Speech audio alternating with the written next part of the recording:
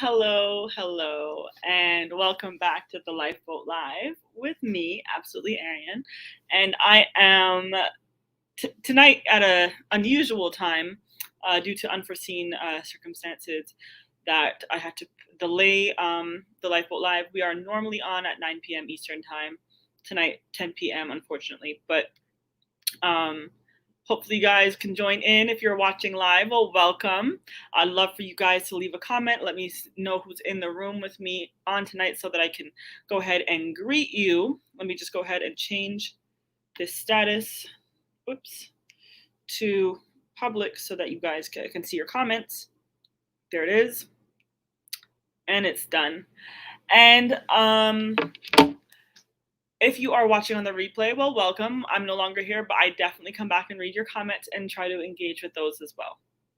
So tonight we are talking about something, a topic that is, I think something that we need to talk about more often. I think it's a subject that sometimes can be brushed under the table. We sometimes don't even recognize that we're going through, and other people find it hard to detect, and that is called emotional abuse. And so tonight the topic is, what is emotional abuse? Because sometimes we're going through and we have no idea that that's what we are experiencing. We just feel like we're having a hard time. We just feel like we're dealing with someone who has bad temper, bad bad anxiety, or whatever it is, the excuses that we hear time and time again.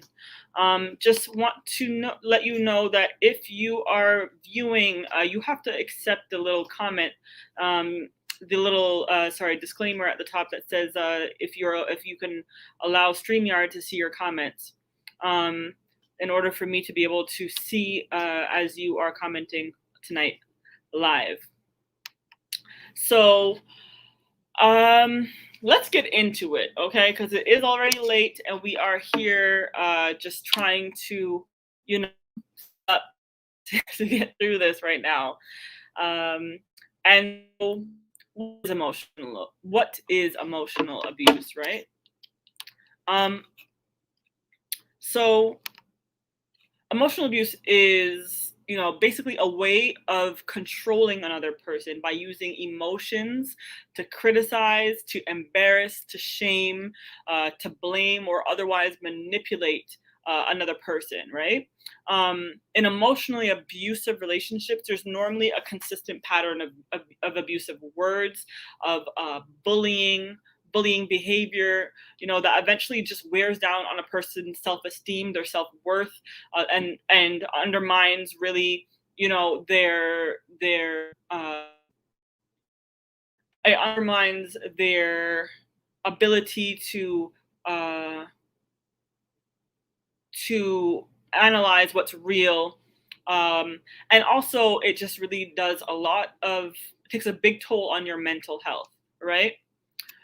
Emotional abuse is one of the hard sometimes forms of abuse to recognize, because there can be a fine line between an argument, what is some people think is a basic argument, and abusive behavior, right? And sometimes it can be very subtle and kind of insidious, and other times it can be very overt and very manipulative and very clear cut and concise. But the truth is, most of the time it can be very subtle and we don't realize it, and it normally starts very slowly and trickles and trickles. Nobody just comes out the gate swinging, and pulling out all the stops and all the guns. So normally in an abusive, especially emotionally or mentally abusive situations, it's a buildup. It's a slow, almost grooming of a manipulative pattern that you will see. And I'm going to show you a little bit of, talk about a few of the signs that you need to look out for in these situations, right? So what are some of the signs, some of the signs actually that you may be in an abusive or an emotionally abusive relationship, can be, well, first of all, before we even get into that, just keep in mind that if every time that you have an interaction with your, whether it be a partner, whether it be, a friend, a parent, right? And and these things that you experience make you feel, or kind of like every time that you've had an interaction with you feel wounded, you feel frustrated, confused, misunderstood, depressed, anxious, worthless. Anytime that you interact with that person in your life and you just feel like you are even questioning your own sanity, like questioning whether you heard things correctly, questioning whether you remember things correctly, chances are that there's a very high chance that you're in an emotionally abusive relationship. And emotionally abusive relationships aren't always just romantic, of the romantic kind. It can be parental, it can be friendship, it can be platonic, you know, it can be even just, um, between siblings. You just it doesn't necessarily have to fit a certain role to be an abusive, although we normally talk about it in romantic type of relationships, in marriages, and in dating relationships, boyfriend girlfriend, that kind of thing. But it can go across a different span of relationships, right? um so what kind of triggered this for me is I was watching a new show on Netflix called Maids. I don't know if any of you guys have seen it. If you're here, please leave a comment. I would love to see who is in the room with me right now. I can see the numbers there, but I don't see anyone actually commenting. So I would love to just, you let me know who you are, where you're watching from. And so I was watching Maids, and if you haven't seen Maids or you plan on watching Maids, I'm letting you right now. Spoiler alert.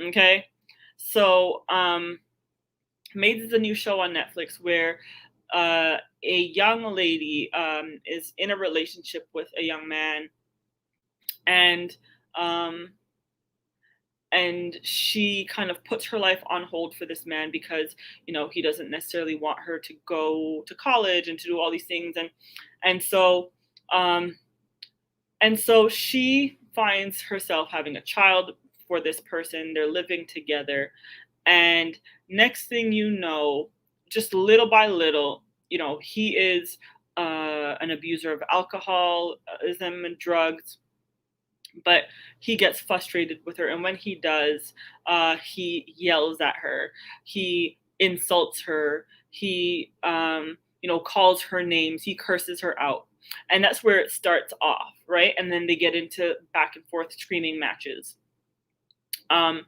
and then eventually it heightens and it goes over to um, her experiencing him, um, like throwing things, breaking things, slamming doors, and eventually, what is the breaking point for her? At least the first time is when he takes a glass and throws it not at her but beside her and smashes the glass onto the wall, and the glass shattered over her, and I think some of the glass has fallen into their daughter's hair. Right? Hi, Sandra Mintas. Oh yes, thank you so much for joining, and thank you so much for calling me an inspiration. I mean, I'm just out here trying to keep it real and just talk about things that I think are important for us to to um, to just discuss as a society of of people who are just trying to be better, especially with our mental health. So thank you so much for watching. Thank you for commenting. And I'm going to try to keep the good vibes going as much as possible. Thank you. So while you're in here, make sure you hit share, because this is an important conversation that I think we don't talk about enough publicly. You know what I mean? Because it can be very shameful to go through these kind of relationships, especially in the dark, especially when you've seen the signs and you kind of start blaming yourself for going back and going back and going back and forgiving. So let's get into it. So I was talking about maids, right? And so her breaking point is when he throws a glass, breaks it over her head. I mean, it doesn't break over her head, sorry, it smashes into the wall. The pieces fall into her hair and her daughter's hair, and she's like, um, you know, uh, scared. Oh, thank you, Charlene, for joining. No, you're just in time. Honestly, we started later today due to unforeseen circumstances, but we're just getting into it. So you're just in time. Thank you so much for joining. So she realizes at this point that not only is her life in danger, but so is her child's life. And so she runs away. She tries to get away from him while he's sleeping, um, and and goes to a shelter or a place in order to get shelter. They are now trying to figure out why she's running away from home, right? Hey, Jessica, that's my sis. We were just in Greece together. What up, what up, what up, though? Yeah. And so um, when she gets to the shelter, one of the things that really stood out to me was that when the caseworker, the social worker, asked her if she was a victim of domestic violence, she says no. And the person asked her, "Well, um, did he?" Did he hurt you? Did he yell at you? And she was just like, no, he never hit me, so I was never abused. I'm not a domestic violence survivor. I just, need somewhere to stay. And she goes, well, and so she refuses to take the title of a domestic violence survivor because she assumes that being a domestic violence survivor means that you were physically hit or harmed. But let me tell you something today. An act of domestic violence is not only just physical, okay? It is also mental, it is also emotionally abusive. And we're going to get into what that looks like in a moment, right? And what I want you to understand is that emotional and mental abuse can do just as much or even worse damage than physical abuse. Okay? The damage that it does to your self-esteem, to your self-worth, to your understanding of who you are, the way that it dismantles your spirit, right? Emotional abuse is a very, very like serious thing that can have long-term effects on your life, especially if you don't get the help you need. Okay. Oh, I miss you too, Jess. Aw. So it is imperative that you understand the signs, what it looks like, and why it's important to get out as soon as you can. Now, they've said that, and I think, and I may be quoting it wrong, but I think in in cases of domestic violence, sometimes it takes women 7 times of leaving before they can actually walk away, right? And so if you saw the show Maids, you will see that there were women in the shelter that got away, that had, like strangulation marks on their necks, and they were hit and they were abused. And they would still end up going back to their abuser because that was their child's father, that was their provider, that was their only way of at time. Or they try to make it as a single mother or as a single person, and they're just getting um, one thing after the next that kind of derails them, and so they feel the need to go back to their situation in order to find security. But there's no security really. There may be a financial security, but once that there's any kind of offense, if once there's any kind of crossing a boundary or a line to the abuser, they withhold the money, they withhold affection, they withhold you know any kind of resources that you may need, even shelter, kicking you out, and all kinds of things that can, end up making more damage in the long run. Thank you, Charmaine. I'm glad you're loving the topic. I hope you guys are hitting share. This is a very, very important topic tonight because a lot of don't even recognize that been in abusive situations because we think that because we haven't been physically hit, because we don't have any bruises or scars, physical bruises, scars, to show that that means that that we weren't abused. But a lot of the times the scars are mental, the scars are emotional, and we carry those through life. We carry them into our our relationships, and our and the way that we interact with people in the future, and people who think the situations. It is a mental scar. It is a brain injury. You know what I mean?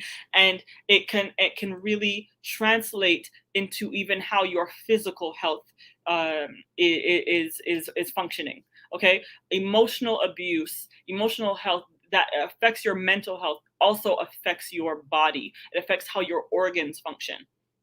Okay, if your whole everything is working. This is why it's very, very important to be aware. Okay, and so what does some of what are some of the signs of emotional abuse, or what we call mental abuse, right? So it can start off with like name calling, right? So just blatantly calling you stupid, or just calling you a loser, or saying things that are just mean in that way, calling you derogatory pet names, just character assassination, that and it involves things like, oh, you always do this, and you're always doing that, and having like very definite and final statements about who you are. You're always screwing up, you know, yelling, yelling and screaming at you, swearing. These are all tools to intimidate and to belittle, right? Um, Patronizing you. Uh, I know you try so hard, but you just don't understand. Public embarrassment. So they'll pick fights with you and expose your secrets, or make fun of you, of your shortcomings in public to embarrass you. Dismissiveness, just rolling their eyes at you whenever you say something, making it or just shaking your head. Their body language is dismissive towards you, right? Making little joking jabs at you, right? Insulting your appearance, putting down your interests, things that you like, your hobbies, or things that you like. They'll be like, oh, that's childish, or ugh, that's so lowbrow, and make it seem like your interests are insignificant. And those little things seem like, oh, that they're just mean. Yeah, but those things are emotionally abusive, and you don't realize at the time when it's happening. Because, like I said earlier, when you emotionally abusive people don't come out swinging with all the big things initially. It starts off small. It starts off with little things that we don't realize. That we don't realize sometimes it's slowly unscrewing and dismantling you, right? It's a process, right? And the process is in order to control you, and to have, well, really to have control, and to shame you, right? Because if they can shame you and make you, and kind of have you to their mercy, or have you kind of groveling for their approval, groveling, because what it really does essentially is that when it's dismantling your self-esteem and your self-worth, and somebody's constantly criticizing you, especially somebody that you care about, somebody that you love, somebody that you whose affection you're vying for, right? What that does really is what it can do, I should say, is that it makes you sometimes look internally and internalize these things that they're saying to you and about you, and make you start questioning who you actually are as a person. It makes you wonder, am I a bad person? Am I dumb? Am I fat? Am I stupid? Am I a loser? And then you find yourself trying to do things all the time to please that person, and to prove to that person that you are worthy of them. And that is where they get the control, when they shame you, when they dismantle you, when they gaslight you. And we've spoken about gaslighting before when I talked about narcissistic abuse. You can go back and watch that on my YouTube channel. We talked about was it love bombing, and the cycle of narcissistic abuse. So it was love bombing, devaluing, discarding. And so if you go look at that series, you'll be able to, we talked a lot about gaslighting in there too, right? But it might start off with all the little things I talked about just now, right? And then it goes into things like just threatening you, like, telling you that they'll take away your kids from you if you leave them. You know what I mean? Monitoring your whereabouts. They want to know where you're at all times. It can go even as far as digitally spying on you, looking at everything you're liking, checking your emails, checking your call logs, checking, who you're following, who you're following on Instagram, obsessively stalking you, looking at what you're posting and analyzing it and having a criticism about everything you do online, right? Some people may try to control you financially. They might keep bank accounts in their name only to make you ask them for money when you need something. You might expect that, well, yeah. And they might have just outbursts that seem very impulsive, right? And just kind of you don't know how to really take it, or when they're going to explode. If you find yourself in a relationship where you are scared, right? You are scared to express yourself. You are scared to tell the person how you feel because you are scared of their reaction. Red flags. Big time red flags. You should never be in a relationship where you cannot tell somebody how you feel without fear of how they may behave, or repercussions of of um you speaking how you feel being you know being being punished for it. That is a big red flag, and that is a big sign that you need to walk away. Do you hear me? um a lot of the times you'll find jealousy. They accuse you of flirting or cheating on them when, like, there's no precedence, there's no evidence or anything that would point towards that, right? um Turning the tables, like in the sense that they will blame you for causing the rage, and blame you for them losing control and having control issues. And so they'll say things like, you provoke me all the time to anger. You made me hit you. You made me react this way. You made me because you anger me, right? You don't make anybody do anything. Everybody has agency over themselves. Everybody is supposed to be, especially an adult, is supposed to be able to control their own behaviors, their own reactions. You are not responsible, right, for someone's abusive behavior towards you, right? So what you find also is, a lot of the times people will accuse, or abusive people, right? Once they've been abusive and they've been hitting and hurting you, whatever, and you react back, you may yell back all of a sudden. You may do things to protect yourself, defend yourself, and then they accuse you of being the abuser. This will happen. This happens a lot of times in narcissistic relationships, where they will accuse you of being the narcissist, but it happens also in abusive relationships with people who aren't necessarily narcissists, right? They will accuse you of being the abuser once you've now reacted, right? And then they'll say, you're the one with the anger. You're the one that doesn't have any control, and kind of project their own behaviors onto you once you've now reacted to them, right? Listen, we have to stay woke. We have to really stay mindful, right? We're just blaming you for their problem. Whatever's wrong in their life is your fault. You're not supportive enough. You're not, you're too stuck up, or you're too this, you're too that. There's always a reason why their failures are your fault. If any of these sound familiar, or any of these you've experienced on a consistent basis, and you see a pattern in these behaviors, you may be in an emotionally abusive relationship. And if you have experienced this in the past consistently, and you see a pattern of these kind of behaviors, and it doesn't have to be every single one of these that I just mentioned, it can just be a few of these, right?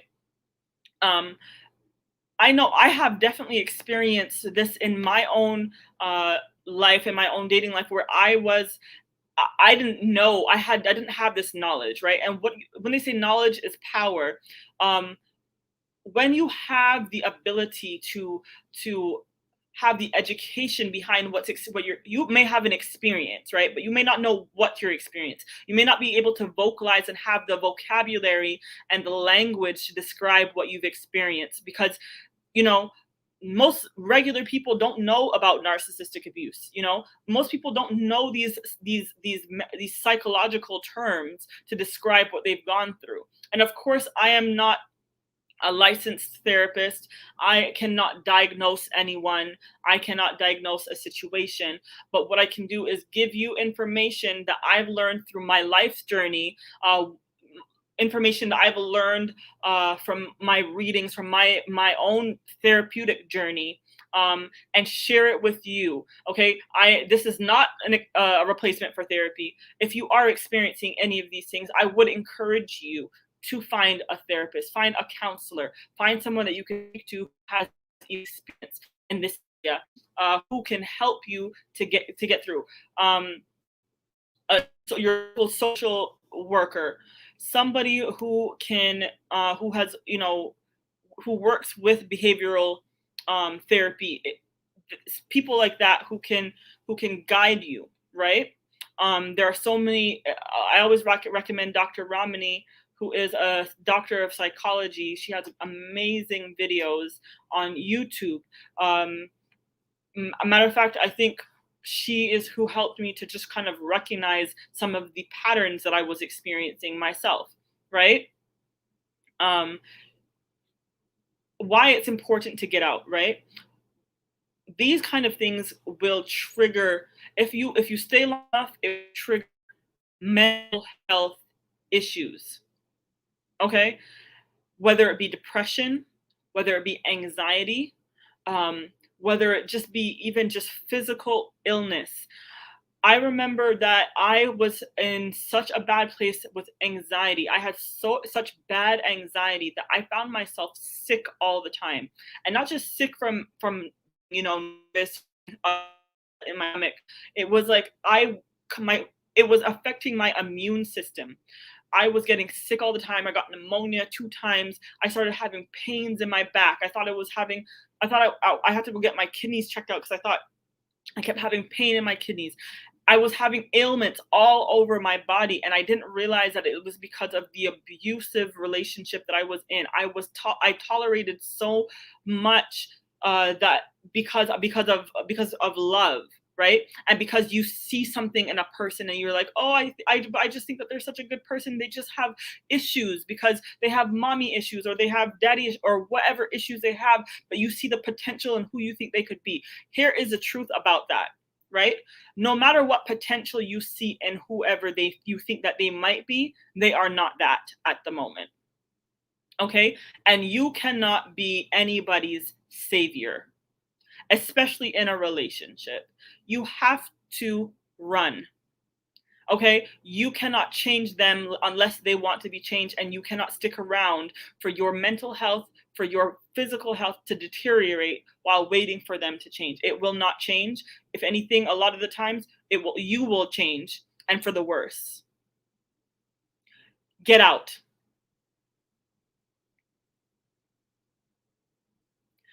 I promise you.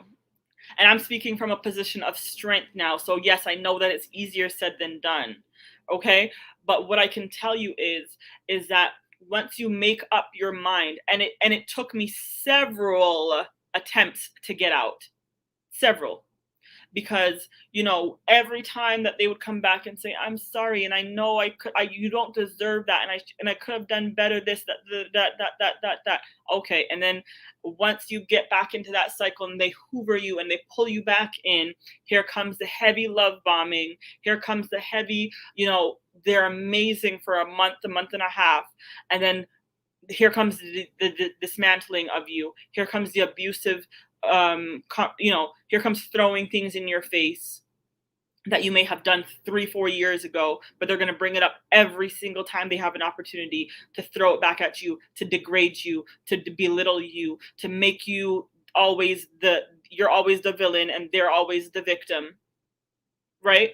Um, and it's just dangerous. And and so you see a lot of this. I think what made MAID made on Netflix, you will watch this girl go through her process of trying to get out this domestic violent relationship.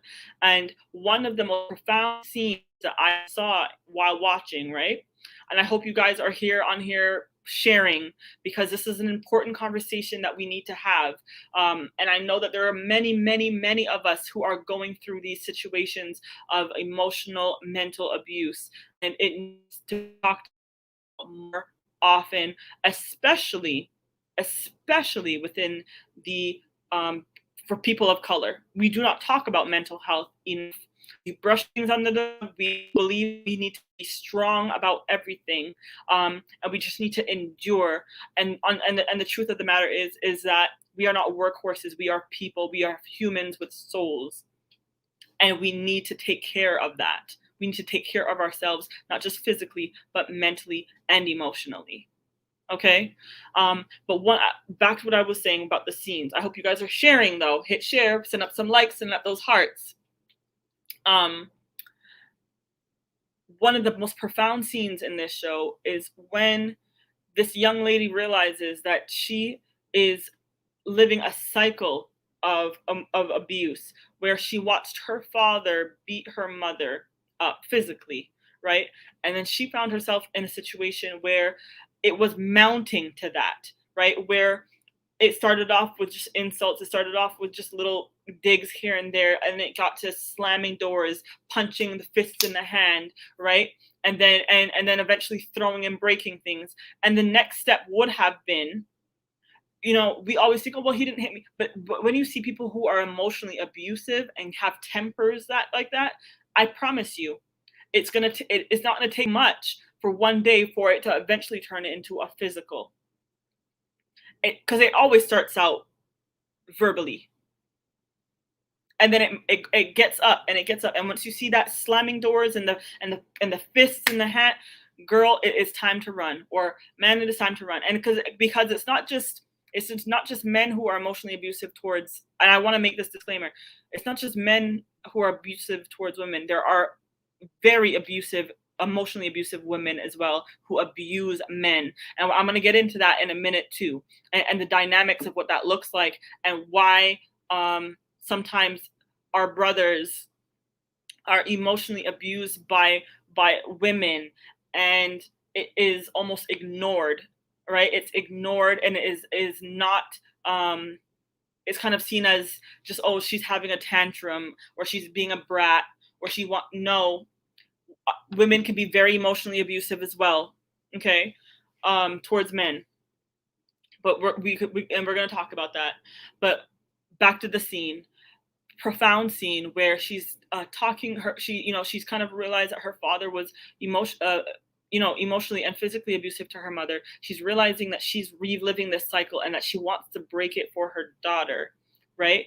And so the second time that she's now tried to leave, she goes to court this time.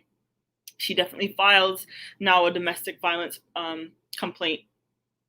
And when she's going to trial, her lawyer says emotional abuse is one of those things that is one of the hardest things to prove in court, right? Because if you've never had a witness to it, it's hard for you to win a domestic violence case based on when it's emotional abuse, okay?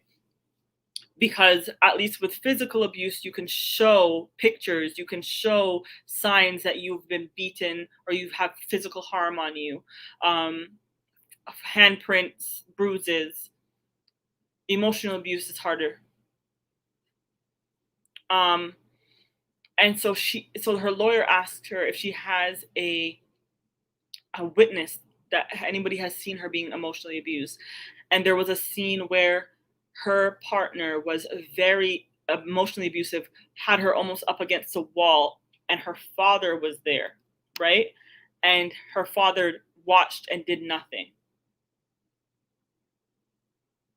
Patty says they can have emotional toward on you later in life, especially when you have small kids that are around.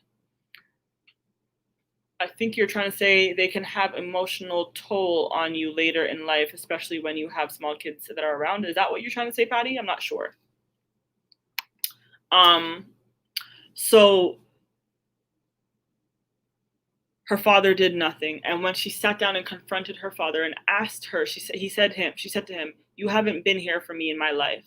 You haven't done the things that a father should do, and I need you to be there for me.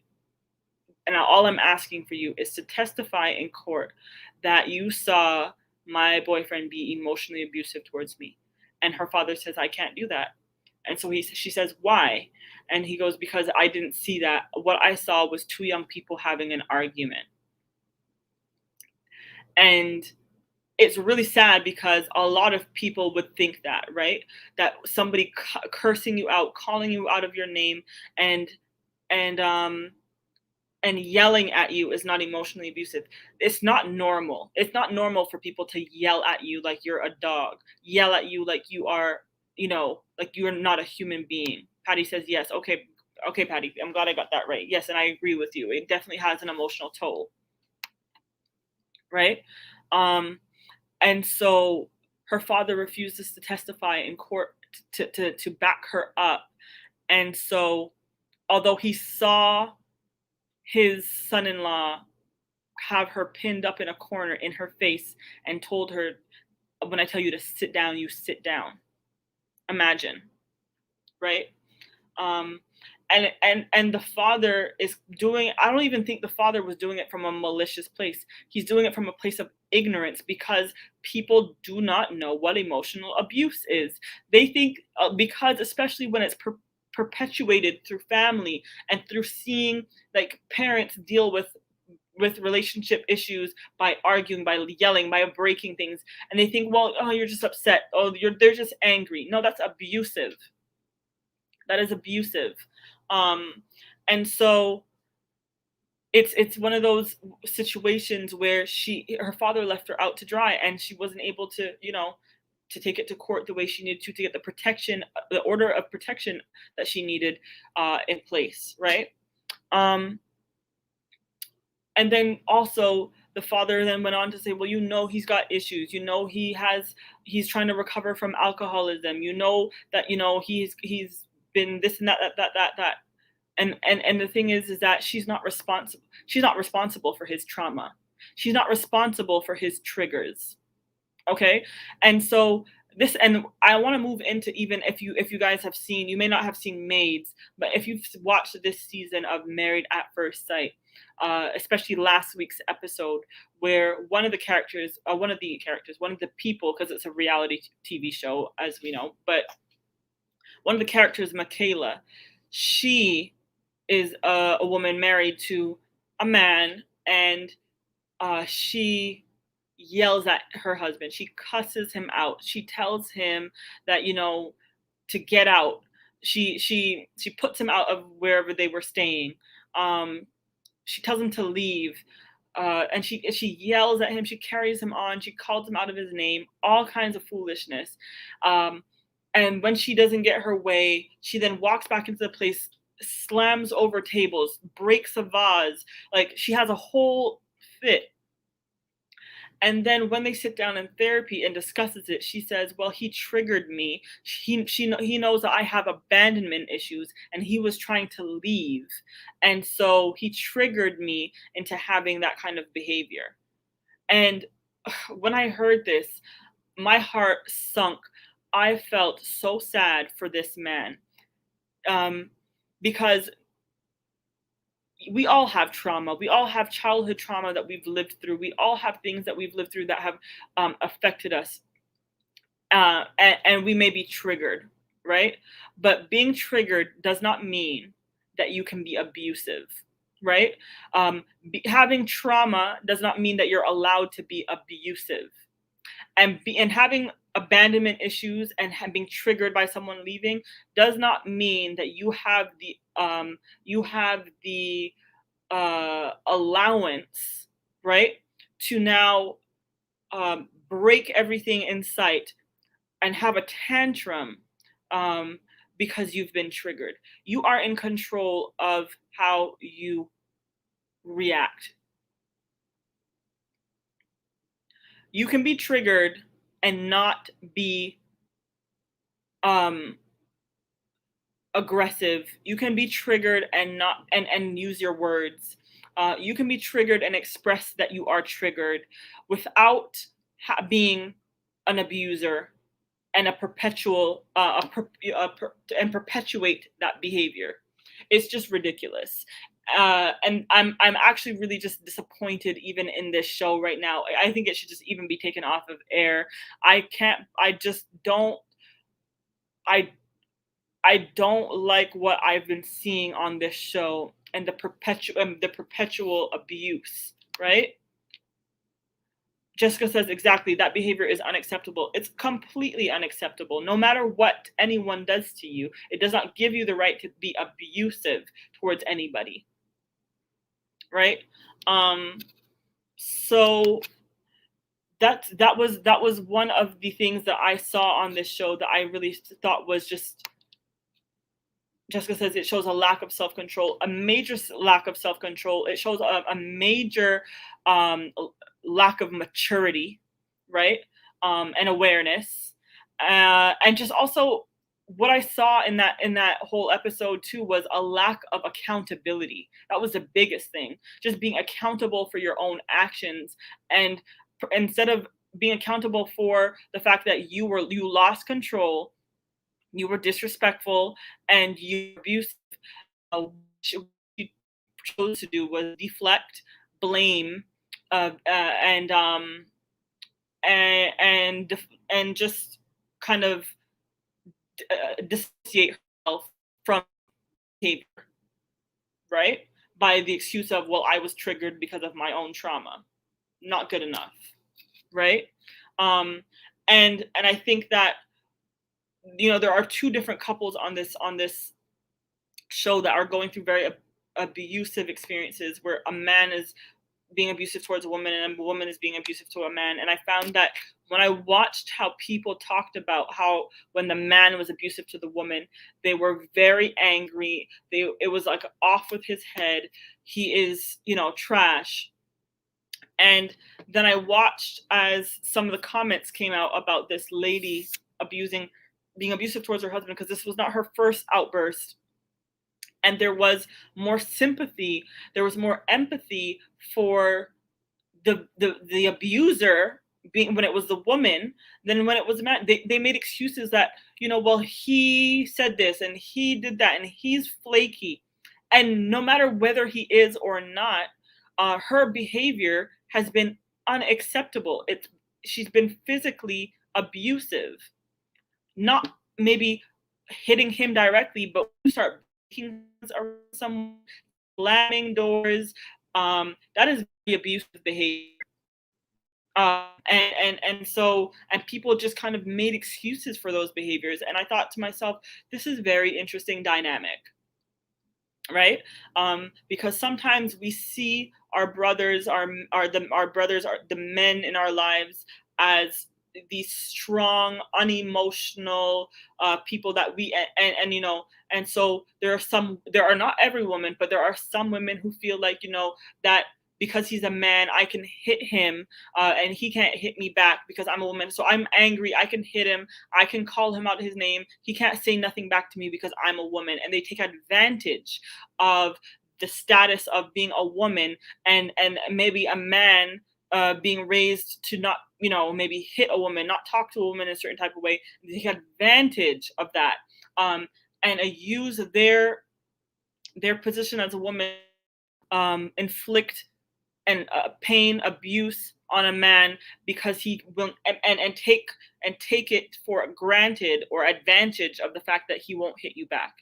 And a lot of the times nowadays, there are men that if you sock them, they will sock you right back, right?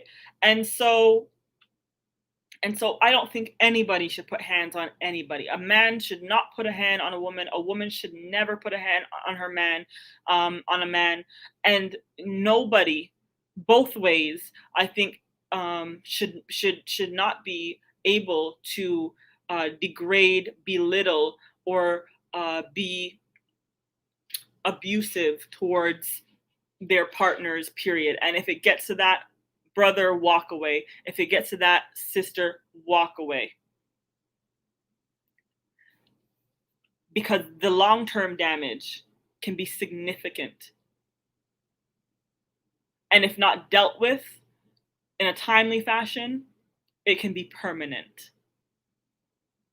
Because I promise you right now, everything that happens mentally, your body keeps the score.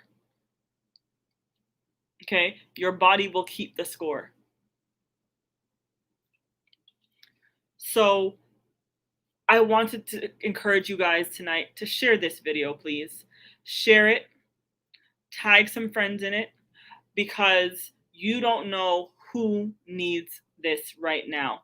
You don't know who needs to hear it. You don't know who needs to be encouraged. You don't know who needs to get out. You don't know who doesn't even realize that they're in this situation right now. But when they hear what we've talked about tonight, when they hear the signs to look for, some of the signs, because there are so many more that I couldn't even go through tonight because we'd be here still listening through them. But one thing I want you to be aware of, if every time that your interactions with someone, or not even every time, but most of the time, right? Every time that you have a disagreement with someone, every time that you have a misunderstanding with someone, you leave that situation feeling wounded, frustrated, confused, misunderstood, misquoted, depressed, anxious, worthless. Anytime that you have these kind of feelings, every time that you interact with a certain person, or there's a pattern of having these kind of feelings when you have an interaction with this person, chances are that you are in a relationship that is emotionally abusive. And I will encourage you to find resources in your neighborhoods, in your town, in your county, where that you can get help, you can get therapy, you can get advice, and you can get out. Okay? Thank you so much, Sandra, for sharing. Thank you so much. And with that said, I want to call it a good night. And if you do have any more questions, I know this is a very sensitive topic, and sometimes people don't want to leave comments on here because you don't want to, bait out your scene. You don't want to tell people your business. You don't want people to know. And if you want to message me privately, I will check my inbox. I will send you resources. I will send you more information. I will answer any questions you have, and it will be kept private. But if you don't want that, I will put up some links later on, probably tomorrow morning, because it is late now and I got to work in the morning, and I'm sure some of y'all have to work too. I will put up some links for some resources, for some more information that you can find online about what emotional abuse looks like. So until then, we will meet again next Thursday at 9 p.m. Eastern time. That's the regular time. Tonight was a little different because there's just some, unforeseen circumstances that kind of had to delay it. But the regular time is always 9 p.m. Eastern time every Thursday. The Lifeboat Live with me, absolutely Arian. But until then, sail on.